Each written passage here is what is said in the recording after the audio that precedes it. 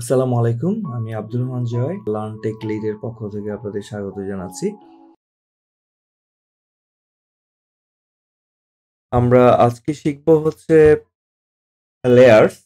Layers আমরা বলি, আমরা যখন ইলাস্ট্রেটরে কোনো কিছু ড্রয়িং করি, তখন বাই ডিফল্ট যেমন এটা একটা শেপ, যখন আমি আরেকটা শেপের উপরে ড্র করব, তখন এর উপরে একটা আলাদা লেয়ার ক্রিয়েট। তো সেটা আমরা দেখতে পাবো এই যে আমরা যদি লেয়ার প্যানেলটাকে ওপেন করি, এখানে আমরা F7 দিয়ে লেয়ার প্যানেলটা অথবা উইন্ডোতে গিয়ে লেয়ার প্যানেলটা আমরা ওপেন করে নিই। এই যে এখানে আমরা দুটো জিনিস ড্র করলাম, এই যে দুটো রেক্টেঙ্গেল, একটার উপরে একটা, এগুলো বাই ডিফল্ট একটার উপর একটা ক্রিয়েট হয়। এখন আমাদের মূল কাজ হচ্ছে লেয়ার ক্রিয়েট করা এবং লেয়ার অ্যারেঞ্জ করা। আপনার ডিজাইনকে সুন্দরভাবে ম্যানেজ করার জন্যই আমাদেরকে সবসময় লেয়ার নিয়ে কাজ করা উচিত। কারণ ইলাস্ট্রেটর আপনি যখনই কোনো কিছু অবজেক্ট ড্র করবেন, বাই ডিফল্ট সে একটা লেয়ার তৈরি করে, যার নাম হচ্ছে ডিফল্টলি সে দিয়ে রাখে হচ্ছে জেনেটিক্যালি সেটা দিয়ে দেয়, সেটা হচ্ছে লেয়ার 1। তো এগুলো এক লেয়ারেই সবকিছু যখন আপনার থাকবে, তখন কোনো একটা অবজেক্টকে সার্চ করা, ফাইন্ড করা বা ম্যানেজ করাটা একটু ডিফিকাল্ট হয়ে যায়। এই জন্য সবচেয়ে সুন্দরভাবে কাজ করার জন্য আমাদের প্রতিটা এরিয়ার জন্য আলাদা আলাদা লেয়ার ডিফাইন করা উচিত। এবার আমরা আসছি চেঞ্জিং অর্ডারস। এই অর্ডারগুলো আমরা চাইলে লেয়ার থেকে অ্যারেঞ্জ করতে পারি। আরেকটা হচ্ছে আমরা অ্যারেঞ্জ মেথডের মাধ্যমে এটাকে আমরা চেঞ্জ করতে পারি। তো ইলাস্ট্রেটরে যখনই আপনি কোনো কিছু ড্র করবেন, তখন পরের আরেকটা জিনিস তখন ঠিক একইভাবে ওর উপরে ড্র হবে। যেমন ধরুন আমি এটা আঁকলাম, এখানে একটা অন্য কালার দিই তাহলে জিনিসটা বোঝা যাবে। তো এটা মানে যখনই আপনি কোনো একটা জিনিস ড্র করবেন, তখন অটোমেটিক্যালি একটা আরেকটার উপর ওভারল্যাপ করে যায়। ঠিক আছে? এখন যদি আমি আরেকটা আঁকি, তখন কিন্তু ওটা অন্য জায়গায় আঁকলো এর উপরেই আঁকা হবে। এখন এগুলোকে আমরা অনেক সময় আমাদের কাজের সুবিধার জন্য আমাদের অ্যারেঞ্জ করতে হয়। ঠিক আছে? যেমন আমার এখানে যে ব্লু যেই রেক্টেঙ্গেলটা আছে, এটা সবার নিচে, তার উপরে এটা, তার উপরে ইয়েলো। এখন আমি চাইলে ওটাকে যদি উপরে আনতে চাই, আমি যে এখানে অ্যারেঞ্জে চলে যাব অথবা রাইট বাটন ক্লিক করলে আমরা এখানে অ্যারেঞ্জ পেয়ে যাব। অ্যারেঞ্জ হচ্ছে জাস্ট এটা অর্ডার, মানে উপর নিচটা কিভাবে করব। তো আমরা বাই ডিফল্ট এখান থেকে করি, যেমন বিং এটাকে আমি দিয়ে দিলে এটা সবার উপরে চলে যাবে। আবার যদি এটাকে আমি সেন্ড ব্যাক করে দিই, আবার সে আগের জায়গায় সুইচ করবে। তো এটা হচ্ছে send back and being forward. আরেকটা আছে বিং ফরওয়ার্ড, মানে এক স্টেপ আগে আসবে। যেমন এটাকে আমি যদি ব্রিং ফরওয়ার্ড করি, তাহলে ও ঠিক যেখানে আছে তার থেকে একটু উপরে উঠবে। আবার এটাকে যদি আমি ব্রিং ফরওয়ার্ড করি, ফরওয়ার্ড, তাহলে ওটা তার উপরে চলে আসে। ঠিক একইভাবে আমি যদি এটা সেন্ড ব্যাকওয়ার্ড করি, ওটা এক স্টেপ নিচে চলে যাবে। আর send back, bring forward, front, এগুলো হচ্ছে সরাসরি উপর এবং নিচে ওভারল্যাপ করবে। তো এই হচ্ছে আমাদের জিনিস। এখন এখানেও যেমন ধরুন অনেকগুলো জিনিস আছে আমাদের। তো এটা আমরা বুঝবো কি করে? এখানকার সবগুলো অবজেক্ট যদি আমি সিলেক্ট করি, তাহলে আমি যদি লেয়ার ওপেন করি, লেয়ার প্যানেলে যাই, সেখানে আমি এগুলোকে সিলেক্টেড অবস্থায় পাবো। যেমন যেগুলো হাইলাইটেড হয়ে আছে, এগুলো সব হচ্ছে সিলেক্ট। ইভেন আমরা চাইলে যে এটা সার্চ করার জন্য আমরা দেখতে পারি লেয়ারগুলোকে, যেমন এটা এখন কোথায় আছে। আমি যদি সার্চ করি, আমাকে ফাইন্ড আউট করে দেবে এটা কোন লেয়ারে আছে।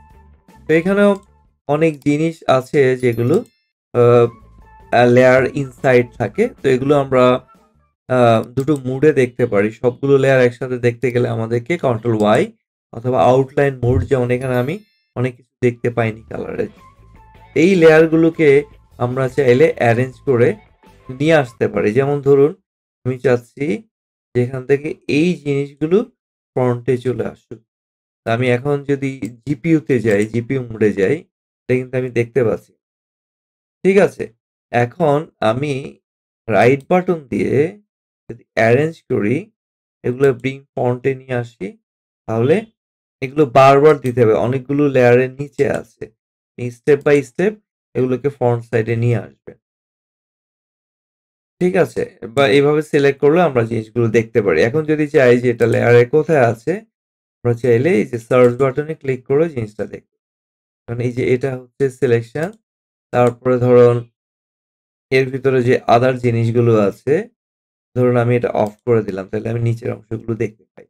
এখন এই লেয়ারটাকে যদি আমি সবার নিচে নিয়ে যাই, ধরুন এই যে রেক্টেঙ্গেলটা, এটাকে আমি সবার নিচে ড্র্যাগ করে যদি একেবারে নিচে নিয়ে যাই এন্ডে, তখন দেখবেন আমরা অন্য লেয়ারগুলো দেখতে পাবো। হ্যাঁ, সেইগুলো আবার দেখা যায় অনেক সময় ওর নিচে ঢাকা পড়ে যায়। এরকম ডিফারেন্ট লেয়ার আমরা এভাবে ম্যানেজ করতে পারি। আর আমি অফ করে দিলে এখান থেকে সবই বন্ধ হয়ে যাবে। এগুলো আমরা গেল অ্যারেঞ্জের ব্যাপার।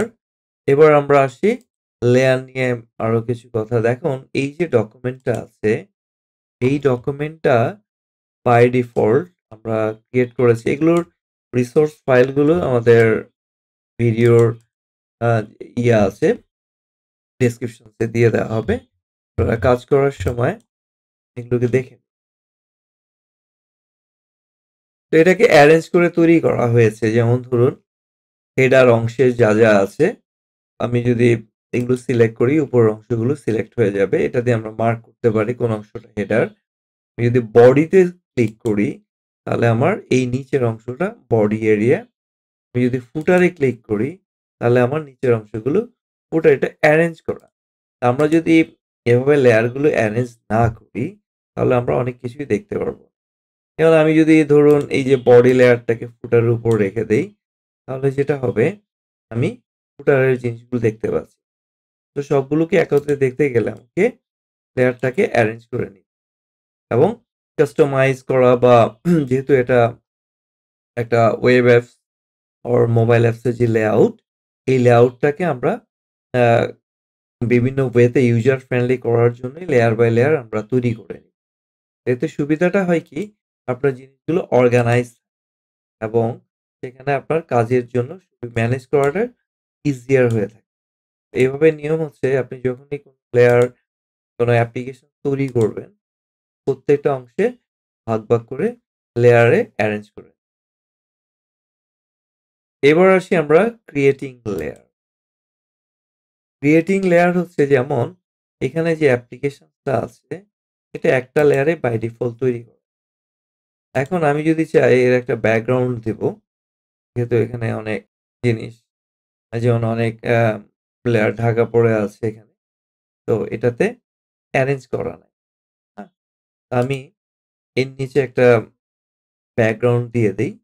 ব্যাকগ্রাউন্ড যদি আমি দিতে, যেমন এই লেয়ার, এখানে আমি যে ক্রিয়েট বাটন, এটা দিয়ে আমরা লেয়ার তৈরি করতে পারি। এটা হচ্ছে আমরা লেয়ারের আন্ডারে সাব লেয়ার ক্রিয়েট করতে পারি। এক্ষেত্রে আমরা লেয়ার ক্লিপিং মাস্ক করতে পারি। এগুলো দেখে লাগে। আর এটা হলো সার্চ বাটন। আমি একটা নিউ লেয়ার তৈরি করছি। এটা বাই ডিফল্ট লেয়ার 2 নামে বা জেনারেটিক্যালি চলে আসে।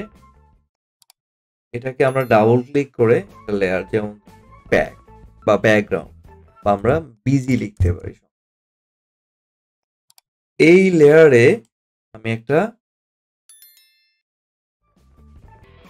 টেপ তৈরি করব এবং এর একটা কালার সেট।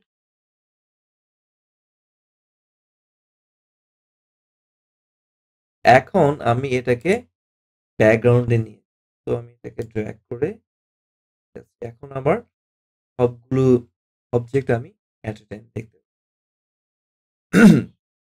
এটা হচ্ছে ম্যানেজমেন্ট, যে বিজিতে আমি কি রাখছি। এখন আমি এটা অফ করে দিলে আবার আমার ফ্রন্ট এর উপরে যে অংশটা আছে সেগুলো আমি দেখতে পাবো। এইভাবে আমরা একটা লেয়ার ক্রিয়েট করতে পারি, সেগুলোকে ম্যানেজ করতে পারি।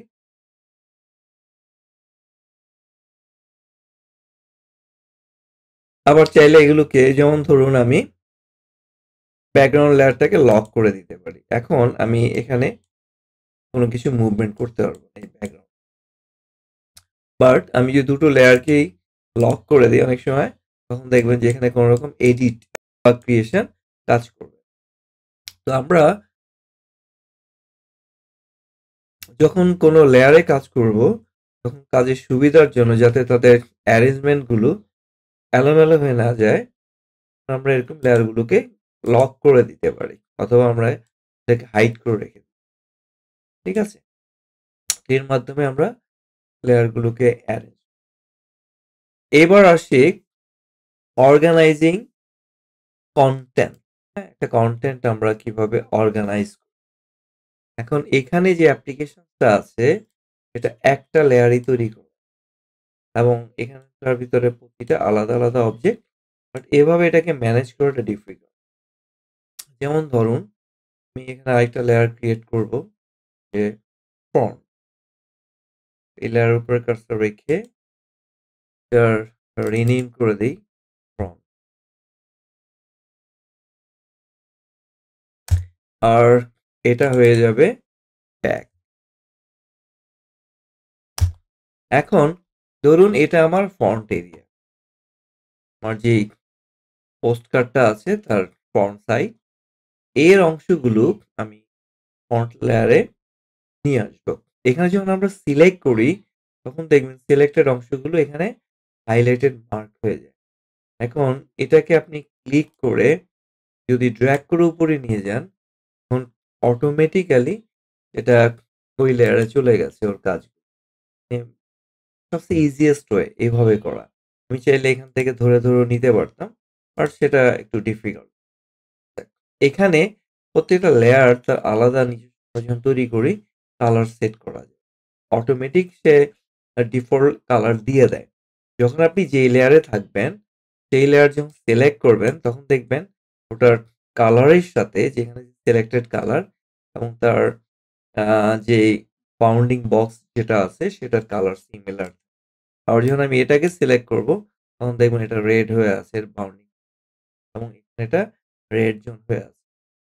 তো এইভাবে আমরা এক লেয়ারে কাজগুলোকে ডিফারেন্ট লেয়ারে চমৎকারভাবে অ্যারেঞ্জ করতে পারি। তো আশা করছি এখান থেকে আপনারা লেয়ার ক্রিয়েশন, লেয়ার ম্যানেজমেন্ট এবং ইনফরমেশন গুলো বা আমাদের অবজেক্ট গুলোকে আমরা অ্যারেঞ্জ রিঅ্যারেঞ্জ সহজে করতে পারি। এগুলো প্রচুর প্র্যাকটিস করবেন, এবং লেয়ার করে কাজ করাটা হচ্ছে সবচেয়ে বেস্ট প্র্যাকটিস, কারণ এভাবে করলে কাজগুলোকে আমরা সহজভাবে ম্যানেজ করতে পারি। ঠিক আছে, সবাই ভালো থাকবেন।